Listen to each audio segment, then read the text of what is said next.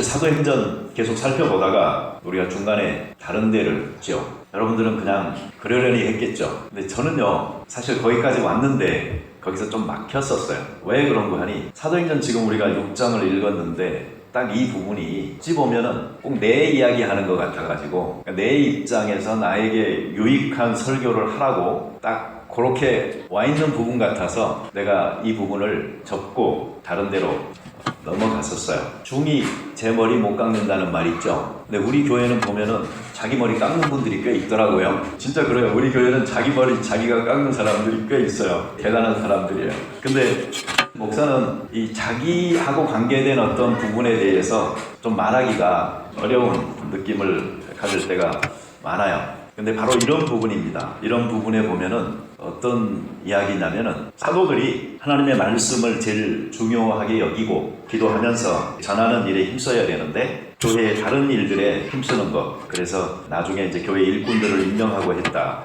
하는 그 내용입니다. 여러분, 저도 이렇게 되기를 바라요. 근데 여러분들도 바라시나요?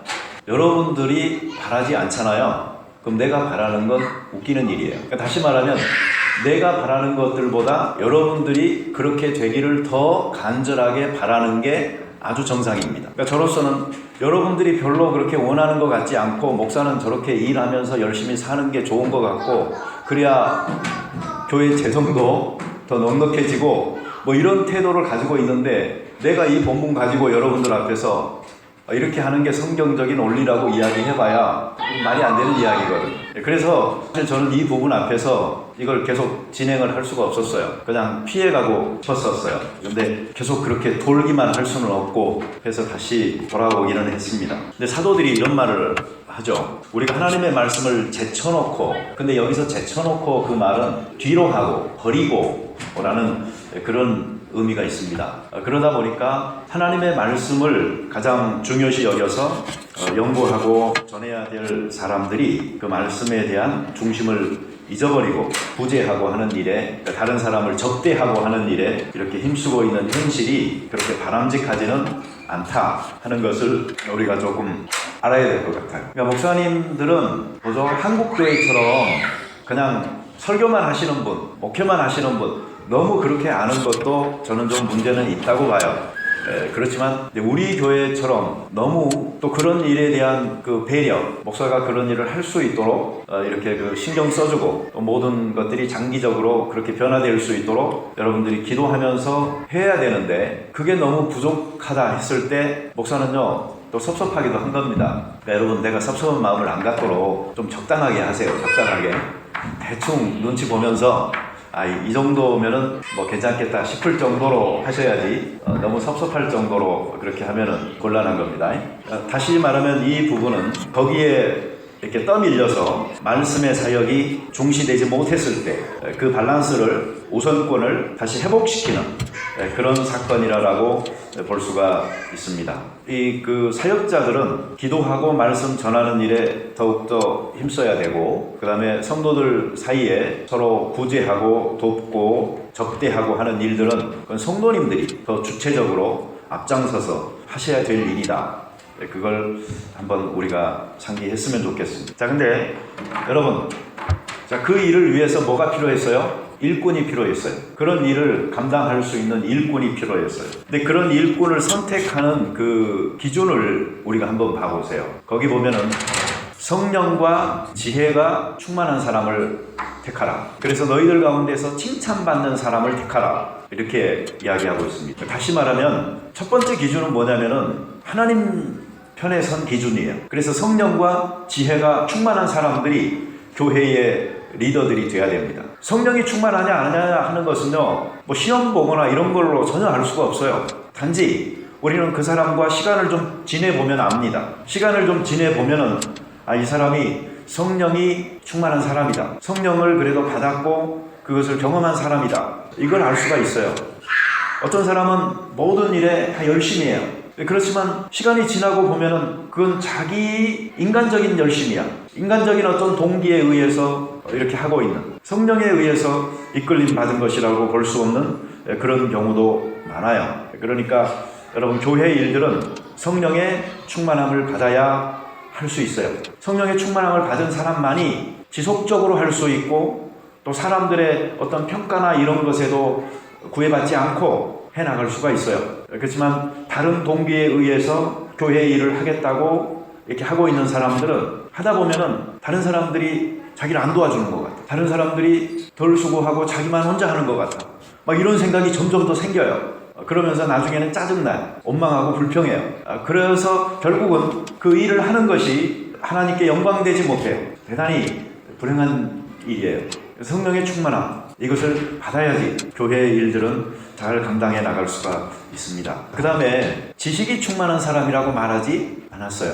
지혜가 충만한 사람. 여러분, 지식은 배우면 많이 가질 수가 있어요. 그렇지만 그것을 잘 사용해서 덕이 있는 결과를 만들어낼 수 있게 만드는 것은 뭐냐면 바로 지혜예요. 그래서 지혜를 가지고 있는 사람은 일을 맡기잖아요. 그러면 그 일이 문제가 없어요. 근데 어떤 사람은 일을 하는데 시끄러워. 계속 문제가 생겨, 그걸로 인해서. 그건 왜 그러냐? 자기 그냥 지식으로 하려고 하니까. 덕스러움으로 그 결과를 추구하면서 해나가려고 하지 않으니까. 성경에서 보면은 가장 그 지혜에 대해서 많이 강조하는 것이 잠언서잖아요. 근데 잠언서에 보면은 무엇을 지혜라고 정의를 하고 있죠? 하나님을 경외하는 것, 하나님을 두려워하는 것. 그것이 바로 지식의 근본이다. 그게 바로 참된 지혜다라고 설명하고 있어요. 그러니까 믿는 사람들은 하나님을 경외하는 마음을 가지고 또 하나님의 관점에서 그 일들을 보면서 처리해 나가야 하는 입장에 있어요. 그리고 그런 사람들이 결국은 교회의 일들을 이렇게 세워나갈 수가 있는 것입니다. 우리 교회에도 성령이 충만한 사람들, 그리고 지혜가 충만한 사람들, 그래서 지도자들로 이렇게 세움받아서 일할 수 있는 사람들이 많아졌으면 좋겠어요. 목사로서의 어떤 그 딜레마 중에 하나는 뭐냐면요, 교인들을 자꾸 세워서 일을 하게끔 해야 되는데 그런 자격을 갖추고 있는 사람이 없을 때 정말 힘들어요. 그래서 때로는 자리가 사람 만든다고 먼저 일을 시켜보기도 합니다. 그러면은 그런 과정 가운데서 믿음도 생기고 하겠지라고 생각을 하는데 그건 너무나 사실 오래 걸려요. 너무나 오래 걸리는 과정이에요. 그래서 우리 교회 안에 정말 지금 각각 맡아서 일하고 있는 분들이 많은데 그 성령과 지혜가 충만한 가운데서 일할 수 있도록 하나님께서 그것들을 정말 무한하게 부어주실 수 있도록 우리가 기도할 수 있어야 되겠어요. 안 그러면은요, 우리는 지혜 대신에 지식만을 갖고 일하려고 해요. 그리고 우리는 성령의 그 충만함이 아니고 자기의 야망, 욕심 이런 것들이 충만한 상태에서 일하게 돼요. 그러면은 교회는 결국 하나님께 영광 돌리는 그 목적을 이루지 못하게 되는 것입니다. 여러분들 연초에 이런 그 노란 그 교회 요람을 받으셨죠?